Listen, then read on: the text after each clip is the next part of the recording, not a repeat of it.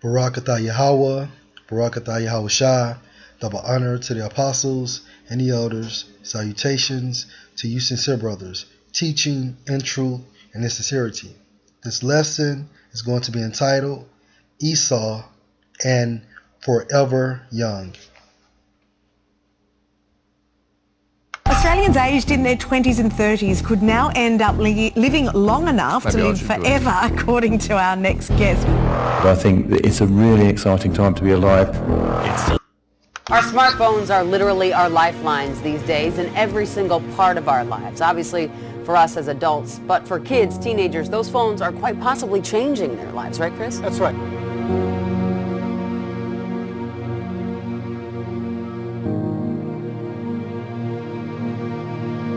In our pockets are now these new magical medical devices. They're riding Moore's law, the power of computation that keeps doubling every 18 to 24 months, which is why our smartphones are more powerful in computation and speed and price performance than the best supercomputer from MIT in the 70s.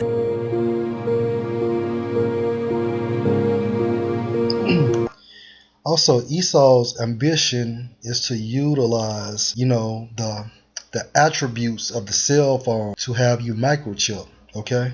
Well, I think we're already cyborgs because, when you go to a party and someone asks you something that you don't know of, the first thing you do is look up your phone and Google it, right? Right. So as an input mechanism, our fingers as the communication. No, you're not a cyborg, because why? That technology is not placed within you, man. Even these fucking gooks are lying to push the agenda of Esau. Limitation on the speed. Yeah. But being able to access all that information, having a supercomputer in your pockets these days, is one concept of cyborgism. And this is their goal, to live forever. Why? Because they want that birthright, man.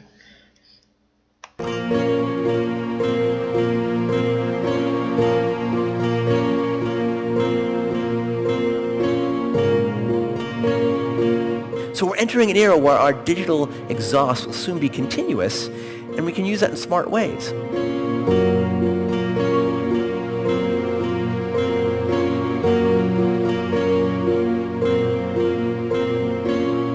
One of the experts said that smartphones, fill the necessity of sensation seeking, right? Which is why some people experiment with drugs. So they feel that you get the good stuff, right, from this, whether it be games or communicating, social media, likes, whatever it is, provides the good stuff.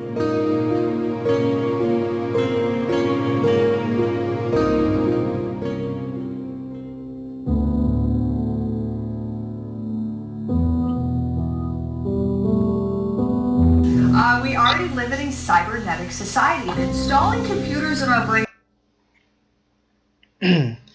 I don't know if you can see it, but it states, we already live in a cybernetic society, and installing computers in our brains is not far off. So how will they do this? Okay? First scripture, Revelation 13 and 16. And he is this beast-like system, causeth all, both small and great, rich and poor, free and bond, to receive a mark, and that mark in the Greek is charagma, which is going into the microchip in their right hand or in their foreheads. Is not far off, he says. He made the comments this week at South by Southwest. He calls it technological singularity. When human Singularity goes into the term singular, and it means a unit. So what Esau is trying to do, make everybody one. gain super intelligence with the help of technology. He says the evolution will make us funnier, sexier, smarter. Woo. Here's why we may want to take his word for it. The guy has a history of making correct predictions. Out of the 147 predictions he's made since the 1990s, 86% have been correct. At least you wouldn't lose it. Pretty good eye, right? Fucking idiots, man. Now we have the opportunity to design our evolution and upgrade our body. I'm a human prototype for the future of health. Obviously, we're not quite there yet.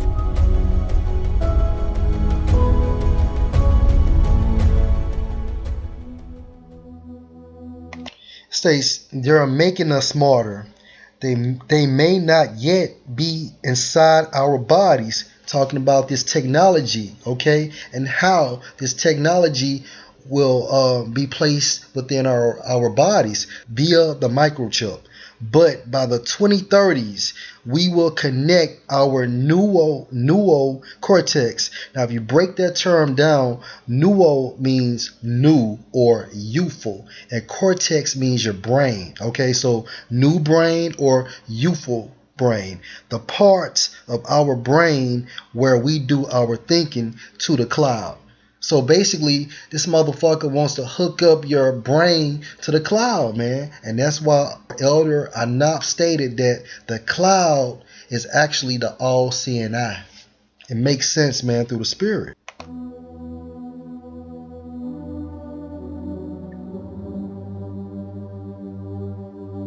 The advanced technology and artificial intelligence, if you see some of the things companies like Google and others are taking forward at the moment, it's quite impressive.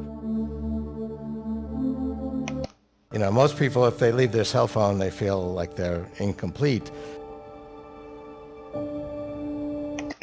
He points to humans' severe dependence and addiction to our phones as the baby steps toward wiring technology into our minds. So they're going to utilize the attributes of the cell phone to move forward and place that chip in your brain, man, or in your hand, you know. Second scripture, 2 Corinthians 2:11, lest Satan should get an advantage of us, for we are not ignorant of his devices. Right. So this goal to utilize the cell phone is not going to work with the elect, man. Because we understand Esau is trying to angle that advantage to get everyone a chip. And Lord willing, I'm a part of the elect. But the elect is not going to fall for that shit, man.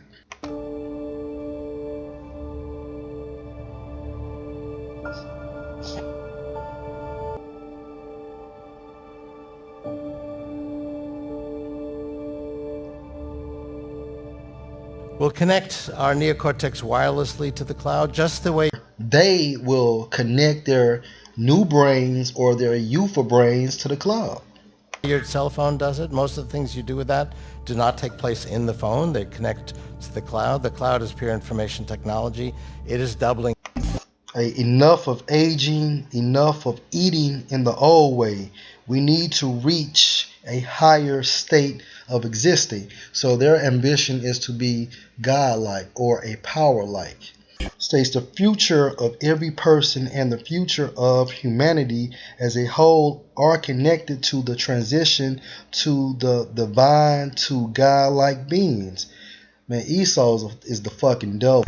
If now we declare the intention to create a distinct paradigm for our further evolution for the third millennium, and we declare that yes, the scientists recommend that all the world leaders, all the politicians, all the government officials who are sitting at the United Nations think seriously about human evolution, and that this evolution should lead us towards becoming godlike. All right? So Esau does not want to die. Esau wants to remain on this earth. Esau's ambition, Esau's goal is to utilize the blessing Isaac gave him, man. Okay? And so with that being said, he wants to eradicate the nation of Israel off the face of the earth.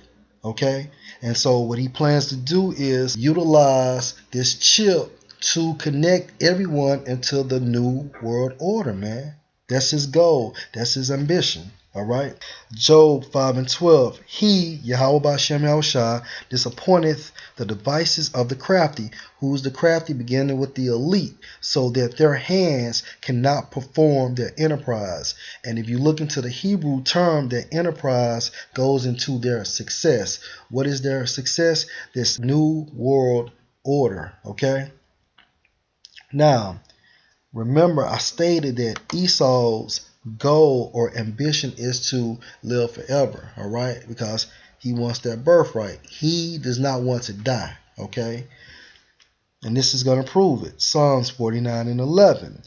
The inward thought is that their houses shall continue forever. Now, if we look into the Hebrew word for houses, it's pronounced as bayath, bayath. And it states, let me get to the point, human bodies. Okay? Back into the scripture, Psalms 49:11. The inward thought is that their bodies shall continue forever, and their dwelling places to all generations. They call their lands after their own names. Hope you're edified. Shalom.